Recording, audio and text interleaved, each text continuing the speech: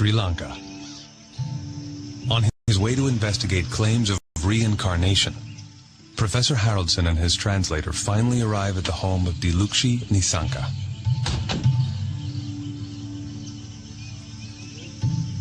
She's the girl who remembers having drowned in a river and is now reborn.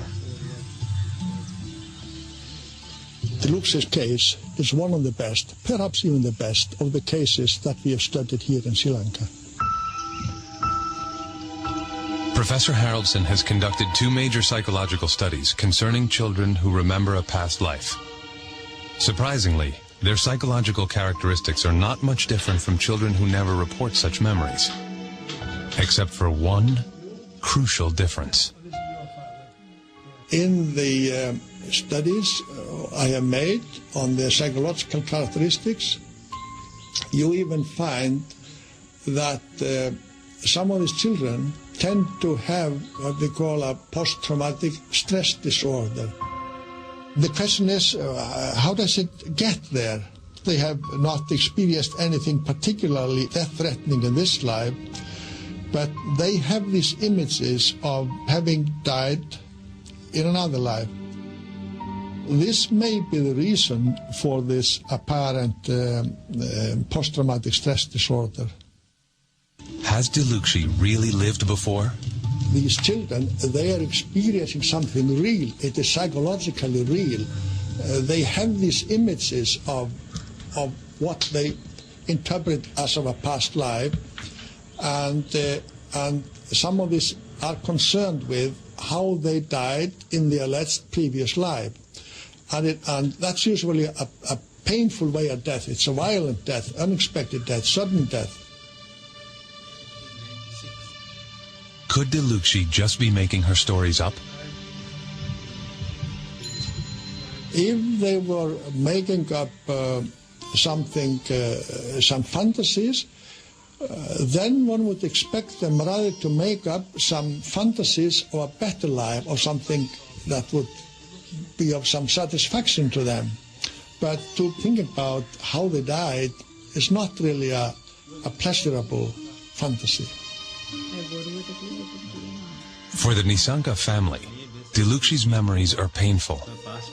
Every time they talk about it, they are reminded that Dilukshi does not feel part of their family. It is especially difficult for her mother.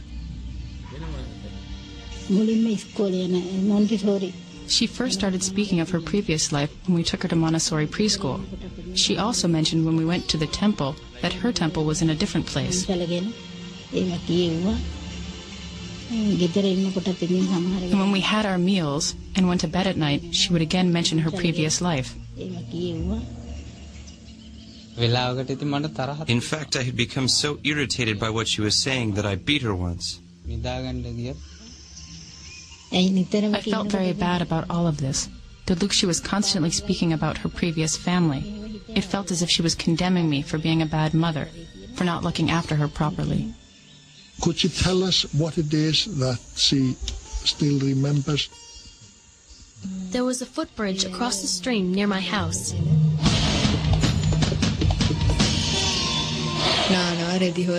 People from the village would walk across the bridge and bathe in the stream. There was a rock near my house where I used to play shop with my friends. I have always felt that I don't belong in my present family. Their furniture and belongings are different from the family I remember. I remembered very clearly the clothes and goods of my previous family. From my earliest memories, I felt like an outsider, and that I must do whatever I could to find my real family.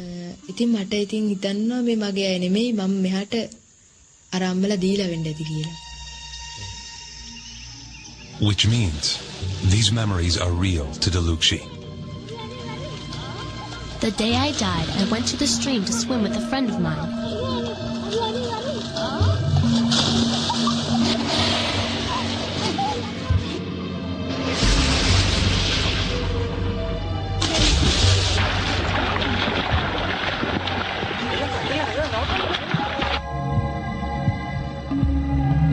And then, somebody pushed me.